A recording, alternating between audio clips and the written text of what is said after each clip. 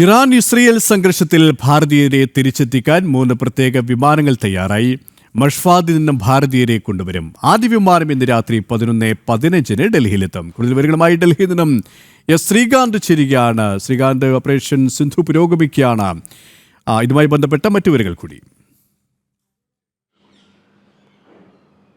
നിലവിൽ ഇതിലെ ഏറ്റവും പ്രധാനപ്പെട്ട വാർത്ത എന്ന് പറയുന്നത് നമ്മുടെ പൗരന്മാരെ തിരികെ കൊണ്ടുവരുന്നതിനായി ഇറാൻ അവരുടെ വ്യോമപാത തുറന്നു തന്നിരിക്കുന്നു എന്നുള്ളതാണ്. ഇന്ത്യക്കാരെ നാട്ടിലേക്ക് തിരിച്ചെത്തിക്കുന്നതിന് വേണ്ടി ഇന്ത്യയുടെ അഭ്യർത്ഥനയെ തുടർന്ന് ഇറാൻ വ്യോമപാത തുറന്നു നൽകിയിരിക്കുന്നു. ഇസ്രയേലുമായുള്ള സംഘർഷത്തെ തുടർന്ന് അടച്ചിട്ടിരുന്ന വ്യോമപാതയാണ് ഇന്ത്യൻ പൗരന്മാരെ തിരിച്ചെത്തിക്കുന്നതിന് വേണ്ടി ഇറാൻ ഇപ്പോൾ തുറന്നു നൽകിയിരിക്കുന്നത്. ആ പ്രദേശത്ത് വളരെയധികം സംഘർഷാവസ്ഥ നിലനിൽക്കുന്നുണ്ട്. ആ ഘട്ടത്തിലാണ് ഇന്ത്യയുടെ ആവശ്യം പരിഗണിച്ച്, ഇന്ത്യയുടെ അഭ്യർത്ഥന മാനിച്ച് വ്യോമപാത തുറന്നത്. 3 പ്രത്യേക വിമാനങ്ങൾ ഇന്ത്യ ഇറാനിലേക്ക് അയച്ച് അവിടെ നിന്നും പൗരന്മാരെ കൊണ്ടുവരുന്നുണ്ട്. 3 പ്രത്യേക വിമാനങ്ങളാണ്.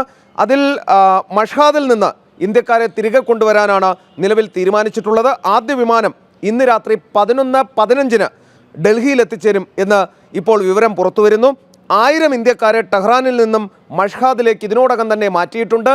ഇറാന്റെ എല്ലാവിധ സഹകരണവും ഇന്ത്യക്ക് ഈ ഘട്ടത്തിൽ ലഭിക്കുകയും ചെയ്യുന്നുണ്ട്. ശ്രീകാന്ത്, ഡൽഹിയിൽ നിന്നും.